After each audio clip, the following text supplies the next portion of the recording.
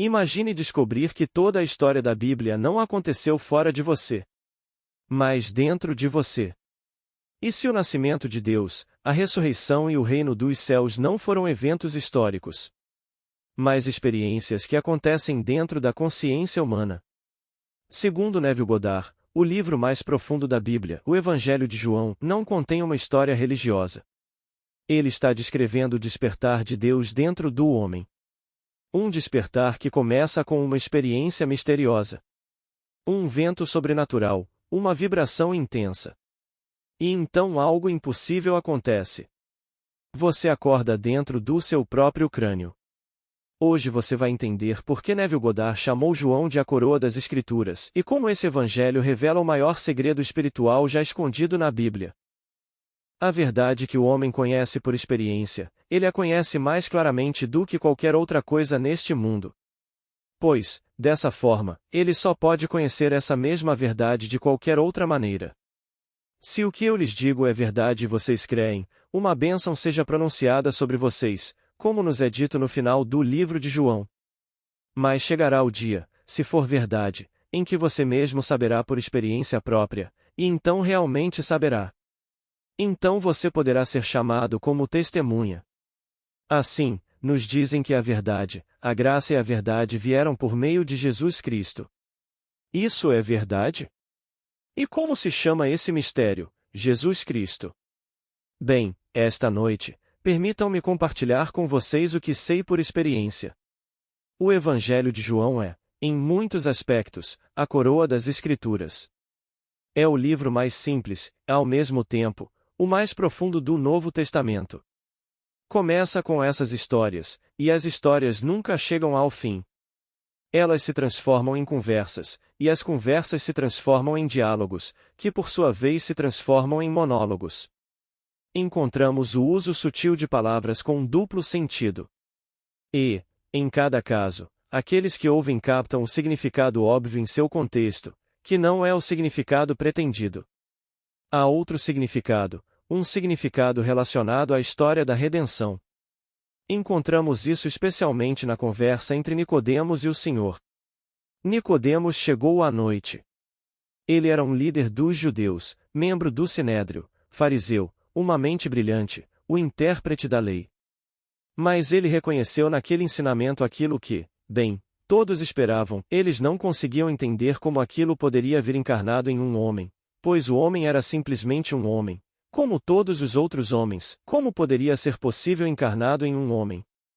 Então, ele veio à noite e, como um mestre, disse: Eu sei que vocês foram enviados por Deus, pois ninguém poderia realizar esses sinais. Em João, eles não são chamados de milagres, mas sim de sinais, são 7 sinais. E esses sinais não são realizados por compaixão, mas simplesmente para revelar o poder divino.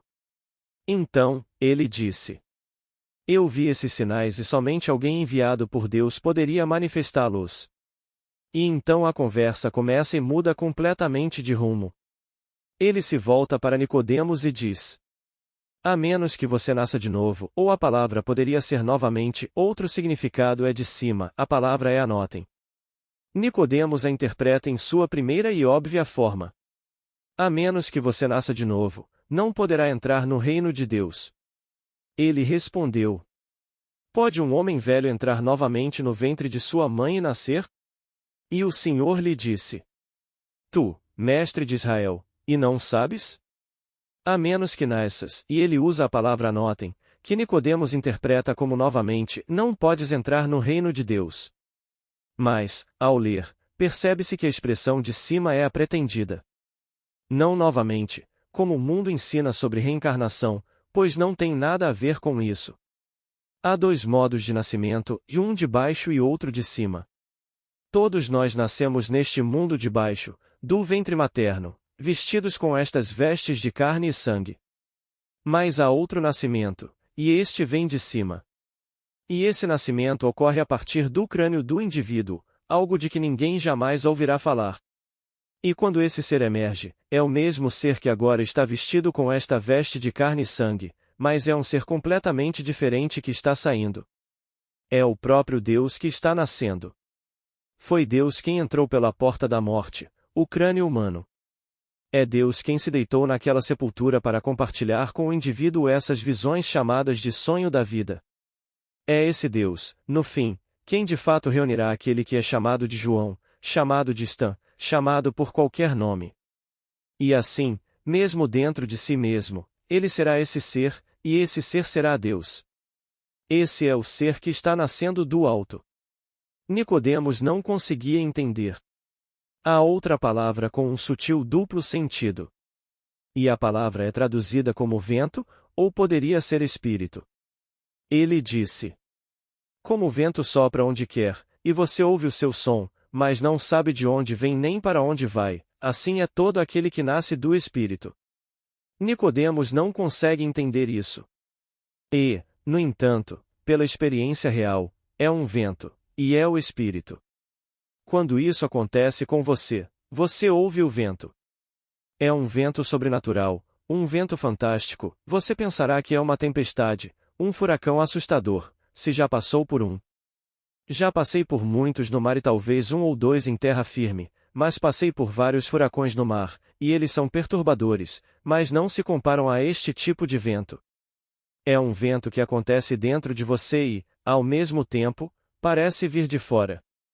Você o ouve e sua cabeça inteira vibra. E, no entanto, você sente que a fonte está em algum canto. O vento te desperta. É aí que você nasce. Quando este vento peculiar acontece, ele envia seu espírito e o espírito te desperta, e o espírito é o vento. E quando você desperta dentro do seu próprio crânio e sabe que é uma sepultura, um túmulo. É onde alguém, em algum momento, te colocou. E só colocam os mortos lá. Portanto, você deve ter estado morto ou pensaram que você estava morto. E assim, aqui, a morte se transforma em sono, e o sonhador deste sono é Deus, que entrou pela porta da morte com você. Agora, ele lhes diz que isso é uma dádiva. Que dádiva? A dádiva de Deus é Cristo.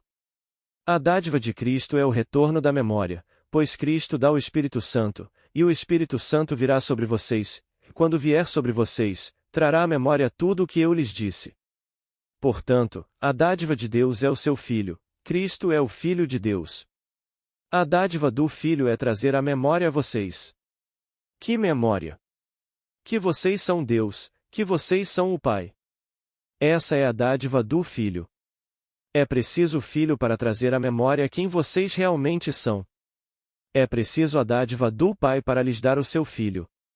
Pois, se ele não lhes der o seu Filho, vocês jamais saberão que são Deus Pai. Então, a conversa continua e há nuances sutis nos duplos sentidos entre o uso das palavras, os significados óbvios, porque sempre os interpretamos primeiro, e não era essa a intenção. Agora, ele nos diz que o Filho do Homem, e aqui todo estudioso interpreta erroneamente, disse: assim como Moisés levantou a serpente no deserto, assim também é necessário que o Filho do Homem seja levantado. E disseram que ele estava prefigurando a natureza de sua morte na cruz. Não há nenhuma menção nos 5 livros de Moisés de que havia uma cruz na qual a serpente foi pregada. Ele foi levantado, uma serpente ardente, erguida em uma vara, uma única vara. O significado óbvio é: muito bem, é assim que ele vai morrer, em uma cruz.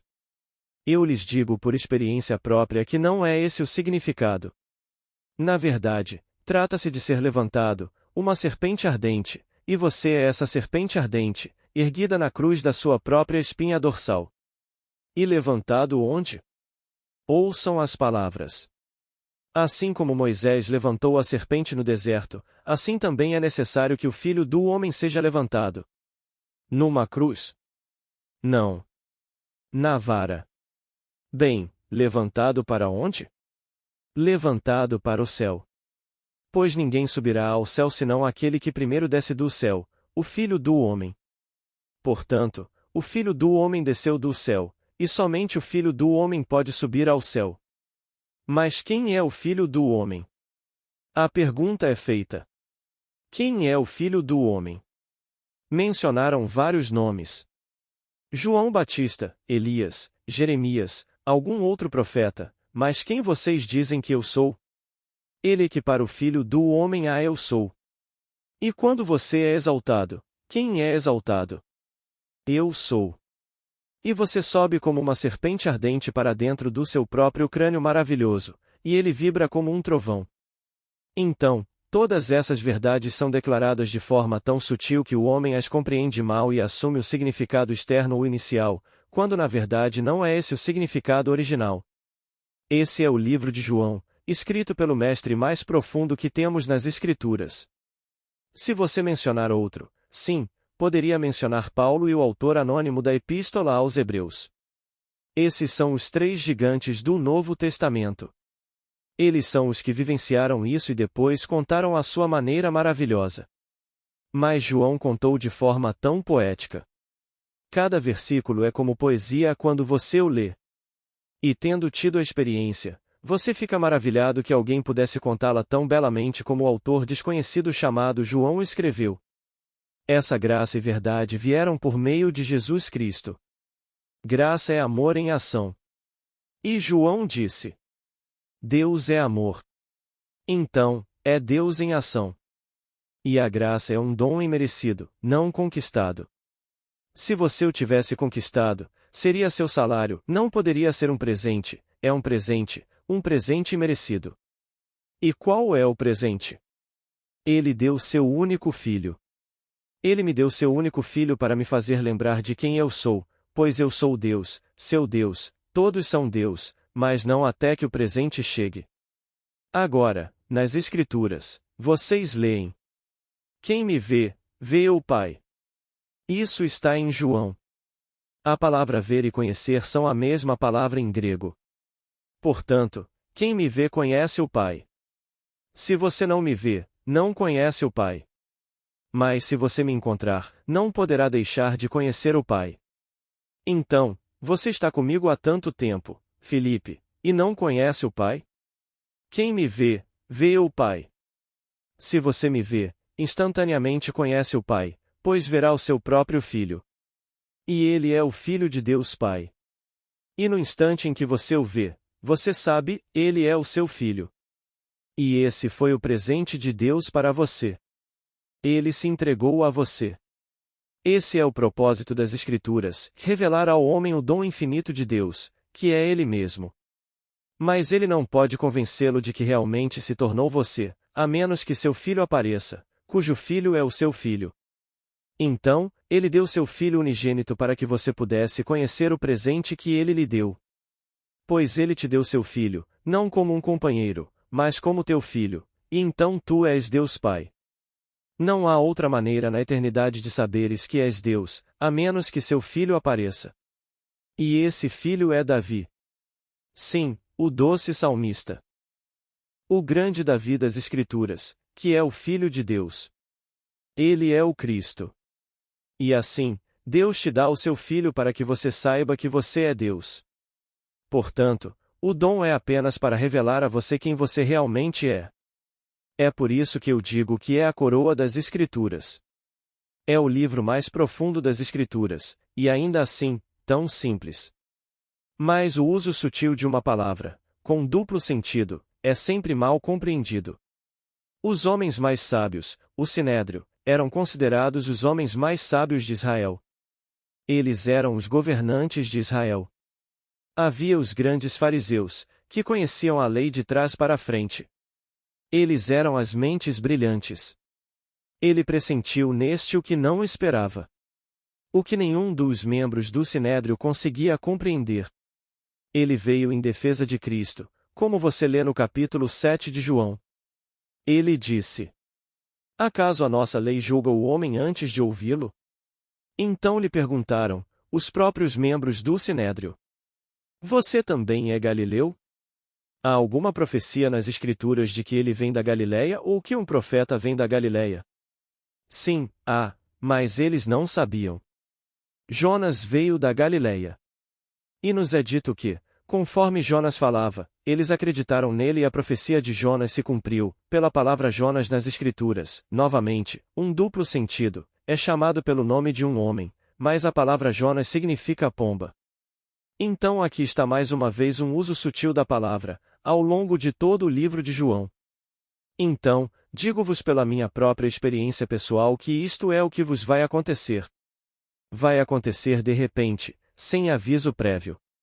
Vão deitar-se, talvez esta noite, como fizeram ontem à noite, e de repente, sem qualquer aviso, sentirão uma vibração que interpretarão como o fim dos vossos dias na terra, porque pensarão: como posso suportar isto? Como posso permanecer neste mundo? Isto significa a morte. É como se eu nunca tivesse tido um AVC, que eu saiba, mas tendo visto pessoas incapacitadas por causa de um AVC, e que houve uma hemorragia cerebral, pensam: bem, isto deve ser uma hemorragia, e como posso sobreviver a esta vibração? Mas em vez de morrerem, como pensam que vão morrer, não morrem. Acordam e acordam como nunca acordaram antes. Há uma clareza mental que nunca conheceram, apenas para se encontrarem numa sepultura, num sepulcro, e o sepulcro é o vosso próprio crânio e estão completamente sozinhos. Não só completamente sozinhos, como estão selados.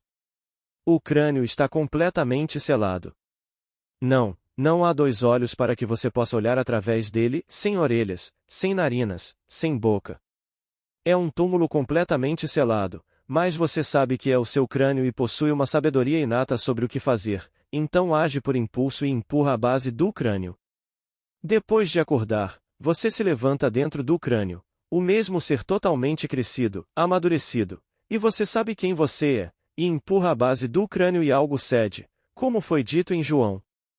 E a pedra foi removida, e ele, que estava dentro, saiu. Agora, em João, não nos evangelhos sinópticos, mas somente em João, o nascimento é narrado novamente de forma simbólica. Mateus e Lucas falam do nascimento de uma criança. João não menciona o nascimento, mas o narra para aqueles que têm olhos para ver ou que o vivenciaram. Então, quando entraram no túmulo e o encontraram vazio, encontraram as vestes de linho e, em seguida, o pano que havia sido retirado das vestes. O pano que cobria a cabeça do homem. E aqui estava ele, retirado das vestes de linho. O linho simboliza o corpo. Estas são as vestes de linho. Retirado do corpo, mas que cobria a cabeça, é um pano. Bem, a palavra antiga pano, que traduzimos como pano, significava mais do que simplesmente o que você e eu usamos hoje, quando falamos de um guardanapo de jantar, um guardanapo de coquetel ou um guardanapo de cemitério. Esse parece ser o limite do significado de um guardanapo neste século XX ou quando nossa Bíblia foi traduzida. Mas nos tempos antigos, significava mais do que isso. O pano era simplesmente a placenta. Uma placenta, se você vê a placenta, então algo nasceu. Então, ele nos diz que algo nasceu ao remover o pano das vestes de linho. Como no parto, você sempre remove a placenta. E foi isso que eles encontraram. Tudo isso é simbolismo, provando que algo nasceu, e o que nasceu? Deus nasceu. Pois, a menos que você nasça de novo, não pode entrar no reino de Deus. Somente Deus pode entrar. E aqui está o símbolo do nascimento, como narrado em João, e não mencionado em nenhum evangelho, nem em nenhuma das cartas de Paulo ou em qualquer outra parte do Novo Testamento. Então, eu digo, é o mais profundo e, ao mesmo tempo, tão simples, como você lê. Mas sempre com duplo sentido ao longo dos 21 capítulos. Então, quando você sai, o túmulo está vazio. Você olha para o corpo, sim, de onde você emergiu, e vê exatamente o que era. Era o seu corpo. Você saiu daquele véu horrível, virando a cabeça de um lado para o outro, como se alguém estivesse sofrendo. Alguém em recuperação, e então vem o vento. Como é dito no livro de Atos, aquele coral pentecostal veio quando todos ouviram o vento como um vento forte de tempestade. E foi então que o Espírito desceu sobre eles, e a palavra Espírito e a palavra vento são a mesma coisa nas Escrituras. Eis que surge o Espírito, mas você o interpreta como vento. E então vem a evidência de um nascimento, que é apenas um sinal, pois a criança não é uma criancinha que você formou dentro de si e deu à luz, a criança é um sinal do seu nascimento. Você é o único mencionado nas Escrituras. E você nasce e eis que surge o bebê que simboliza o seu nascimento. Então vem o próximo dom, e é quando ele dá o dom gracioso de seu filho. Porque Deus amou o mundo de tal maneira que deu o seu Filho unigênito. É isso que acontecerá com você 139 dias após essa primeira experiência. Bem, a primeira coisa que acontece é que você desperta. Despertar nas Escrituras é o mesmo que levantar-se, o mesmo que ressurreição, a mesma palavra. Despertar é levantar-se, ressuscitar. Você desperta dentro do seu próprio crânio e se levanta, você ressuscitou. Portanto, você devia estar morto ou em um túmulo. Em seguida, vem a evidência do nascimento. Então, são dois lados da mesma moeda. A ressurreição inicia o drama e, na mesma noite, ocorre o seu nascimento, saindo do seu próprio crânio. Depois, 139 dias depois, vem a maravilhosa descoberta de quem você é. João descreve isso de forma magnífica, no versículo 18 do primeiro capítulo. Os primeiros 18 versículos são o prólogo, depois vem a narrativa e, por fim, o epílogo. Mas aqui, no 18º versículo, o último do prólogo, ele apresenta o quadro completo. Ninguém jamais viu a Deus, a não ser o Filho unigênito, o mais amado pelo seu coração, a quem ele revelou. Esse é o dom do seu Filho quando Davi aparece. Ele revela o Pai e, no instante em que você olha para ele, você sabe exatamente quem você é. Até aquele momento, você não sabia quem você era. Você não tinha a menor ideia de que era Deus Pai, até que seu filho apareceu e você soube que ele era seu filho e que ele sabia que você era seu pai. Agora, nesse terceiro capítulo, concentrado em detalhes, 126 ou 123 dias depois, você pode conferir, você é dividido em dois, de cima a baixo. E então, como uma serpente ardente, você sobe em uma espiral, que entra em sua cabeça e vibra como um trovão. Assim como Moisés ergueu a serpente no deserto, também o Filho do Homem deve ser erguido. Você acha que ele foi erguido em uma cruz? Não. Todo o drama acontece dentro de você. Não tem nada a ver com o exterior. E você é erguido, esse ser ardente que você é. E eu lhe digo, seu rosto é humano, suas mãos são humanas, sua voz é humana, mas não pergunte mais nada. Você é um ser ardente. Um ser que não pode ser descrito aqui com outras imagens além do rosto humano, da voz humana e da mão humana, mas você é transcendentemente belo, além dos seus sonhos mais ousados, e possui um poder que ninguém na Terra que não o tenha experimentado pode sequer imaginar. É algo completamente diferente, o poder que você exercerá. Você o exercerá somente por causa do dom do amor. Não até que o amor o toque, porque com esse poder, sem a orientação do amor, você poderia destruir o mundo. Você não destruirá o mundo. Você o exercerá somente com amor. É um poder fantástico que você possuirá. Está tudo aí agora, completamente dentro de você, aguardando a hora marcada em que você despertará. E então vem o selo de aprovação, como registrado novamente, e a pomba desce sobre você. A pomba é o selo de aprovação. A conexão é perfeita. Você é tão perfeito agora quanto o seu pai é perfeito, porque você se torna o seu pai. Um homem amadurece quando se torna seu próprio pai. E assim, você realmente se torna Deus Pai, e o selo de aprovação é a descida da pomba sobre você, que o cobre de amor. E então o drama, no que diz respeito a essa parte, termina. Então, quando você lê o livro de João, encontra todos esses duplos sentidos. Se vocês não comerem o meu corpo, a minha carne, e não beberem o meu sangue, não terão vida em vocês. Ele lhes diz: examinem as Escrituras, porque vocês pensam nelas, e terão vida. E, no entanto, elas falam de mim. Elas dão testemunho de mim, mas vocês não vêm a mim para terem vida. Agora, no 4º versículo do 1º capítulo, está simplesmente declarado: nele estava a vida. Qual é a missão dele no mundo? Dar vida. Você não tem vida até que ela seja dada, você é uma alma animada, mas não um espírito que dá vida, ainda não. Portanto, nele estava a vida. E o propósito da missão dele é dar vida, por isso ele disse: Se vocês não comerem a minha carne e não beberem o meu sangue, não terão vida em vocês. Vocês absorvem, assimilam o corpo dele, que é a Escritura, pois vocês a examinam como algo externo a si mesmos. E eu lhes digo, absorvam-na porque vocês irão experimentar a Escritura. Tudo o que está naquele livro, vocês irão cumprir. E tudo se desdobrará dentro de vocês, colocando-os no papel principal. E quando tudo se desdobrar dentro de vocês, vocês a terão assimilado. E esta é a verdade da qual falo. A verdade que um homem conhece por experiência, ele conhece mais profundamente do que qualquer outra coisa neste mundo, ou do que pode conhecer essa mesma verdade de qualquer outra forma. Posso lhes dizer isso na esperança de que acreditem, mas no dia em que a experimentarem, terão a confirmação e serão testemunhas por direito próprio. Embora uma bênção seja pronunciada sobre vocês se puderem ouvi-la sem experimentá-la e ainda assim acreditarem nela, a maioria não acreditará. Apenas um dos membros do Sinédrio acreditou, e Nicodemos, que significa vencedor do povo. Ele foi vitorioso, ele acreditou sem tê-la experimentado. Os outros condenaram, porque procuravam a resposta na carta, e eis que surge alguém que trouxe vida. Ele deu vida à carta. Toda a Escritura se tornou algo vivo dentro dele, porque ele experimentou a Escritura. E então ele falou sobre ela. Dizem que ninguém o colocou em nenhuma cruz.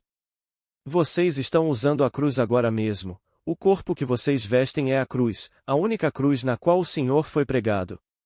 E posso lhes dizer, a crucificação não é, eu diria, dolorosa. Na verdade, é estática. Estas mãos, meus pés, minha cabeça e meu lado direito estão pregados com vórtices. Cada um tem um vórtice, uma estrela de 6 pontas. E quando eu experimentei isso, digo a vocês, foi puro êxtase. E então vocês se sentem apertados mais uma vez nesta pequena vestimenta na qual foram colocados.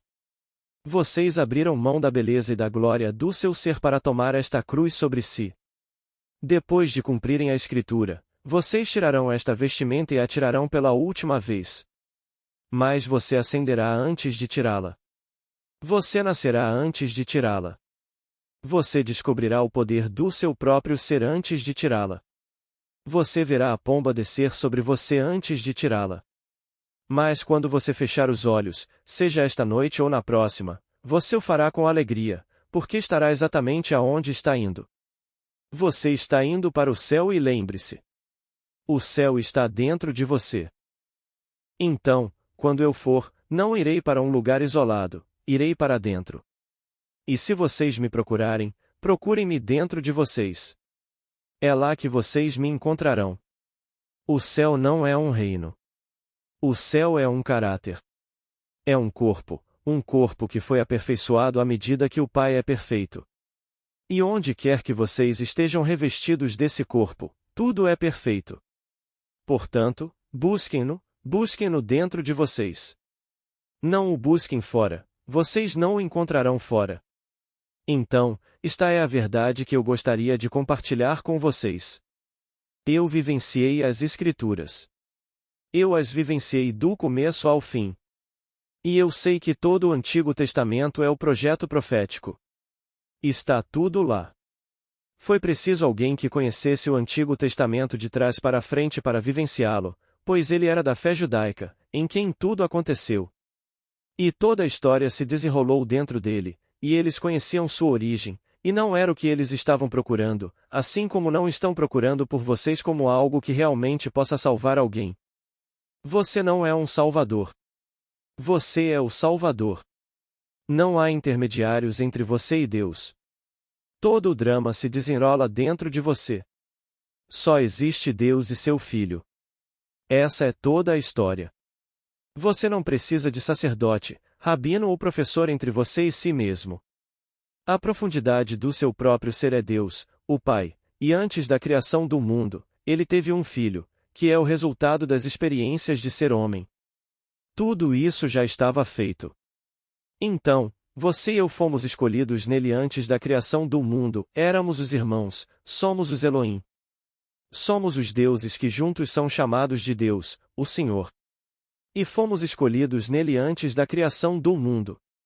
E então um homem, contendo sua escolha, caiu deliberadamente, para a experiência do homem, que é a morte. Para se tornar homem, e o homem é a morte, e então para redimir o homem, individualizado por completo, e então ressuscitá-lo como Deus. Então, Deus se fez como nós somos para que pudéssemos ser como Ele é. E antes de se tornar como eu sou, Ele era o Pai.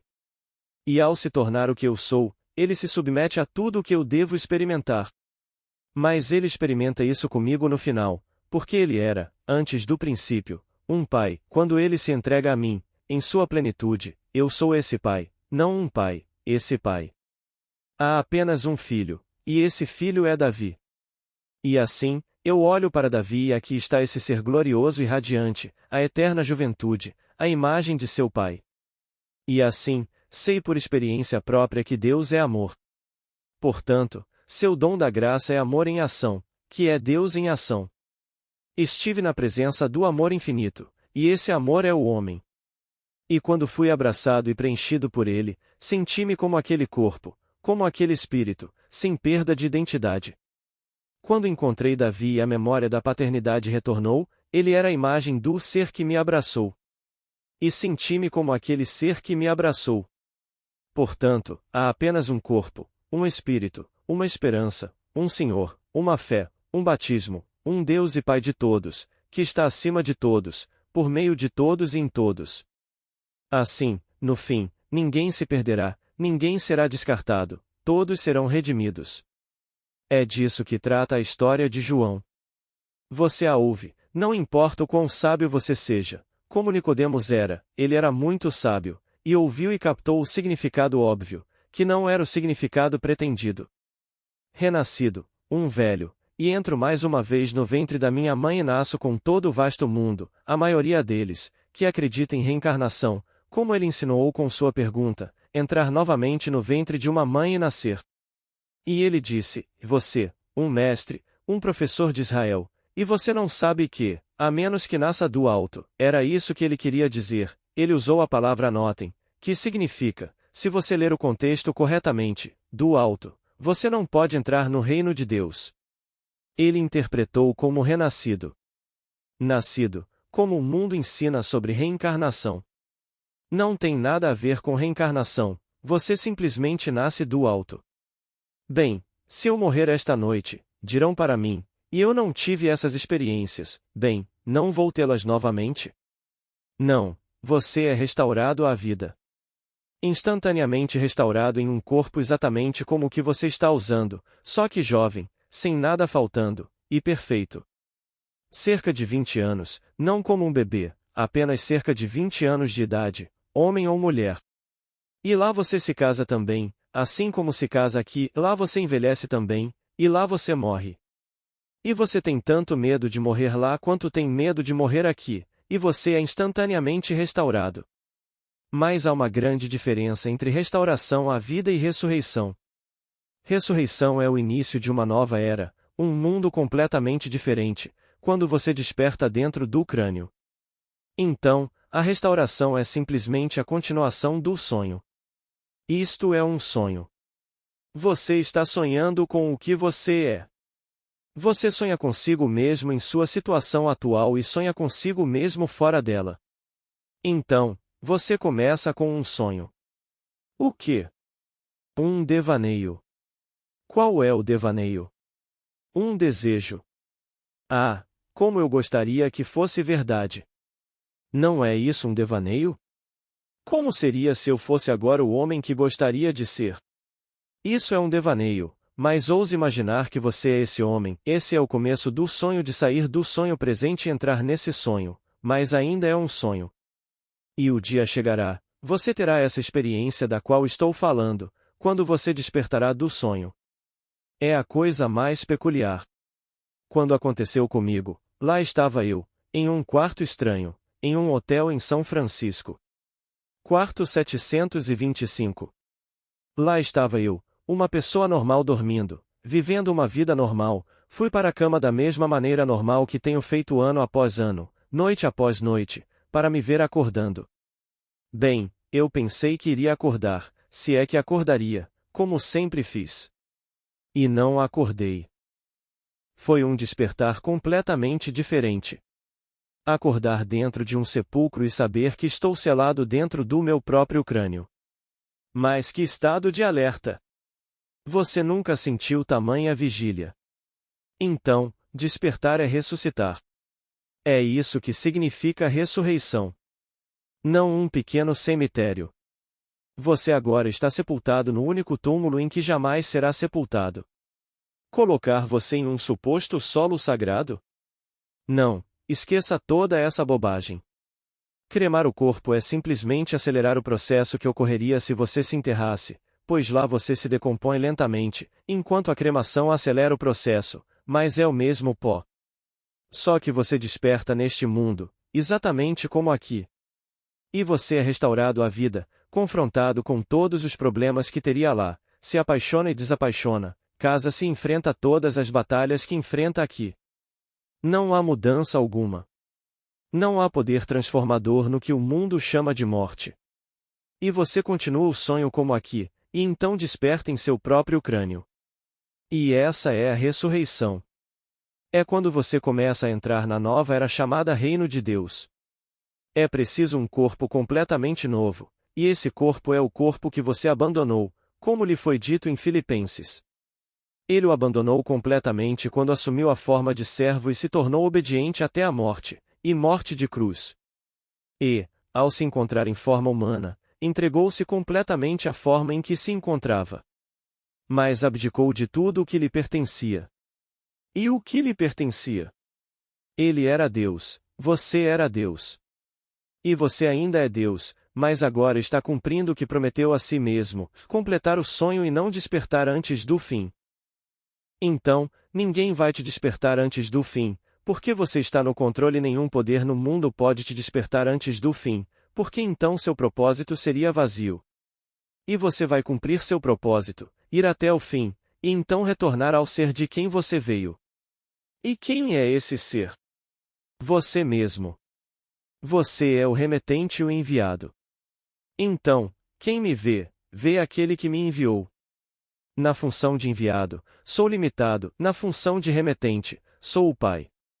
Poder ilimitado, sabedoria ilimitada. Então, quem me vê, disse ele, vê o Pai, e como ver e conhecer tem o mesmo significado. Se você me vê, realmente me vê, então você conhece o Pai, é isso que ele está te dizendo. No dia em que você realmente vir o Filho, você saberá quem você é e verá que você é Deus Pai. Esta é a história das Escrituras. Tudo nos é completamente revelado no Antigo Testamento. É esboçado. É uma prefiguração, não totalmente conclusiva ou imediatamente evidente. Mas está lá. É um projeto profético.